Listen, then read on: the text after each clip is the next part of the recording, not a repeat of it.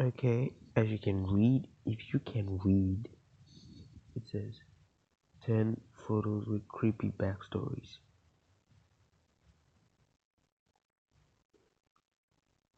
Sorry, but I'm scared, so.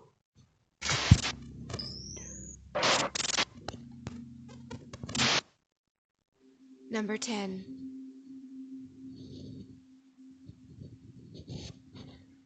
The death of a teenager in India has been captured in one of his friend's pictures, showing him drowning in the background as the group takes a selfie. The 17-year-old boy, named in local media as Vishwas G, drowned in a large pond near Bengaluru after he and a group of students decided to go swimming. The group, who all attended the National College in G.A.B.R.O, had gone swimming in the 10 feet deep water during a college trip. They had taken selfies together while in the water before leaving to visit a temple. Having realized Vishwas was missing around an hour later, the group then scrolled through the pictures they had captured in the day and discovered a selfie from the pond showing the top of his head floating in the background. They contacted the local police, who discovered Vishwas' body in the pond. Police said the teenagers had ignored a sign not to enter the water. They disregarded a signboard put up by the local Gram Panchayat that no one should enter the water, and plunged in. Vishwas's body was transferred to his family following a post-mortem. Number 9.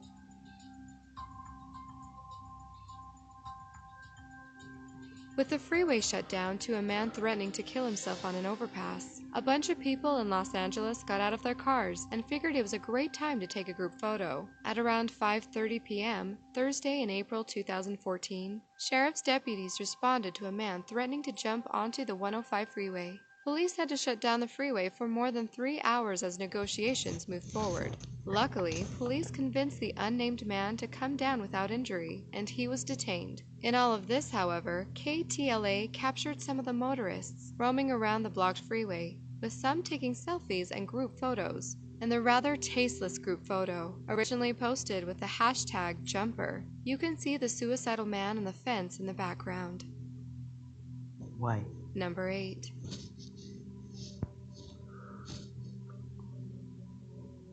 This photo, taken from a surveillance camera installed on a lamppost at Utsav Chowk in Kharghar in the Indian city of Mumbai, captured the last moment of a woman. 34-year-old Shilpa Puri was riding a scooter wearing a white helmet, but suddenly her scooter skids and a crane coming from behind her runs over her head. The driver callously gives her a look, but doesn't bother to stop for her help. For 10 minutes, Shilpa lay in the same spot as at least 18 cars, 8 bikers, and 5 cars ran past, dodging her body before the police came in and took her body to the hospital. The crane driver has been detained, but police are looking into all formalities before his arrest. Puri used to work at a private firm in Narrow and was on her way home when the accident took place. A patch of concrete road, which was recently renovated, was left undone in order to insert a service cable for the ongoing metro construction not far from the area.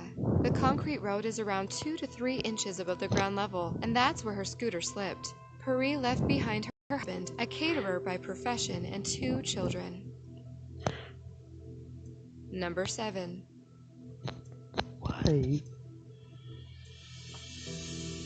Taking selfies wherever we go is such an ingrained part of our lifestyle that we don't even blink twice when we see people taking photos in unlikely places. However, we should still be aware of the dangers in our surroundings before we do so. An Indonesian teen suffered serious injuries to the head when she went along with a group of friends to take a group selfie at the railway in Purworejo on December 6, 2017. The 16-year-old teen, Eli Hayati, had gone on a stroll along the railway with 3 other girlfriends and had been snapping photos throughout the way. They stopped by the railway track and one of her friends held a selfie stick to take a group photo. Suddenly, a train rushes past and Hayati, who was right at the back, gets hit by the train's force, which causes her to fly forward a few meters. This strong force caused her head to bang against the concrete in front, and she suffered heavy bleeding to her head. Her panicked friends rushed for help, and nearby residents came to the rescue by calling for paramedics to the scene. The victim was quickly brought to the hospital and had to undergo emergency surgery to stop the bleeding. Luckily, she managed to survive the incident, and her condition is reportedly stable, although she is still in the ICU. Number 6. A Congolese father sits staring at the severed hand and foot of his 5-year-old daughter in 1904. What She the? was killed and allegedly eaten by the members of the Anglo-Belgian India Rubber Company militia. Photographer Alice Steely Harris took this of Salah as he sat in grief. His daughter Bali was killed along with his wife because of his failure to meet the rubber collection quota. Number 5.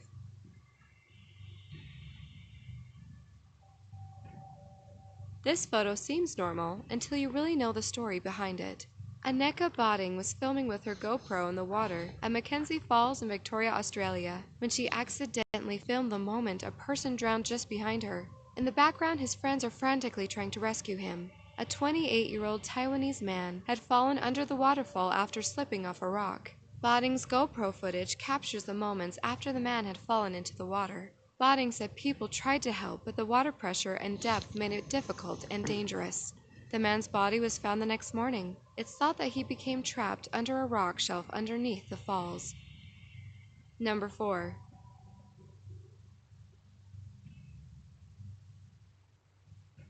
On November 1st, 2017, an 18-year-old college student named Audrey Emelyanikov from Moscow, Russia, got into an argument with his health and basic safety teacher, 44-year-old Sergei Danilov.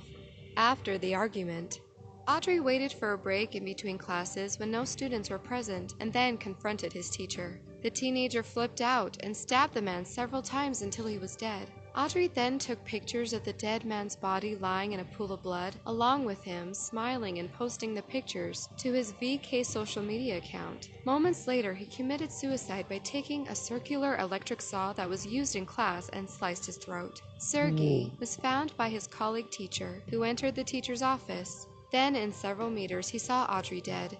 Sergei leaves behind a wife and 3 children. According to Audrey's fellow students, there was a lot of conflict between him and Sergei, who was known for being strict. The teacher is allegedly to have recently threatened him to expel him due to 2 weeks of unexplained absence.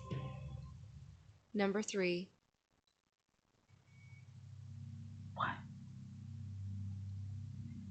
This terrifying image in 2 shows a group of Chechen villagers looking up from a hole they dug themselves, shortly before it was turned into a burial pit. This horrific occurrence Charger took is place following disconnected. troubles Battery with charge Chechen is rebels. The 4%. rebels Connected raided to villages in USB the local charger. area, dragging them Charging off to be started. tortured or killed. Battery The charge is villagers were forced to 4%. dig their own graves. Once they were in the graves dug by themselves, they were blown up with explosives and shot dead, and then buried in the mass graves. Usually, the rebels would try to ransom the villagers to their families, but if they were not cooperative, they were executed in mass graves. This photo, along with the discovery of mass graves with various body parts in them, prove that this atrocity took place. Number 2.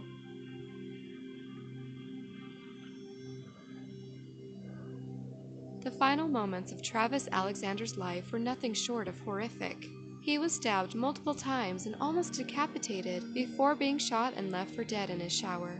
Crime scene photos were shocking, but they were nothing compared to the chilling images found on a digital camera at the scene. Investigators retrieved deleted photos that showed Travis alive in the shower, posing for the camera as water cascaded over him. Then, in a final photo, the water turned red with blood as his killer accidentally took a snapshot of his murderer. In September 2006, 30-year-old Travis Alexander met Jodi Arias, 27, at a conference in Las She killed him? Vegas. The pair began an intense long-distance relationship. Jodi was so smitten she joined the Mormon faith, but after just 5 months, their relationship hit the rocks. Travis told Jodi it was just physical and ended it.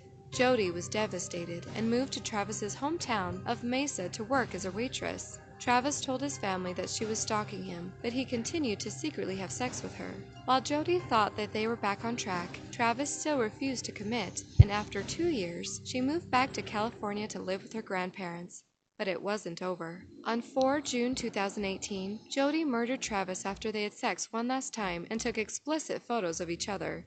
5 days after the murder, Travis's friends went to his flat and discovered the bloody scene. He was slumped dead in the bottom of his shower, with his throat deeply cut, sliced from ear to ear, and a gunshot wound to the head. There were 27 stab wounds on the body. The single photo of what is allegedly Jodi Arias' foot next to Travis Alexander's body proves that she was guilty.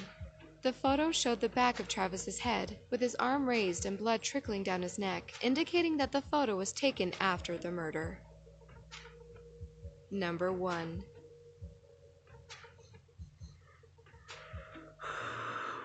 This photo looks seemingly normal until you realize what's in the background. The very disturbing selfie shows Philippine schoolgirls smiling in a photograph in front of the disabled bus involved in the hostage crisis. The bus was unexpectedly being treated as a tourist site by people. Even police at the scene took photographs as souvenirs, smiles on their faces as if what was behind them was some famous sight.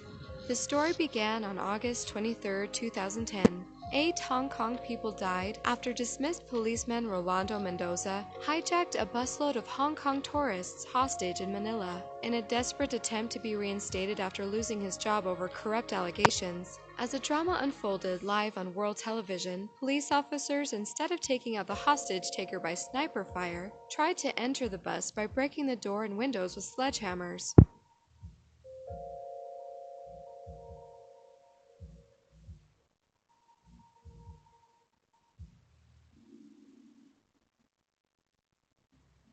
Negotiations broke down dramatically about 10 hours into the standoff when the police arrested Mendoza's brother and thus incited Mendoza to shoot his hostages with an M16. Following a 90-minute gun battle, Mendoza and 8 of the hostages were killed and several others injured. The Philippine and Hong Kong governments conducted several investigations into the incident. Both inquiries concluded that the Philippine officials' poor handling of the situation caused the 8 hostages' death.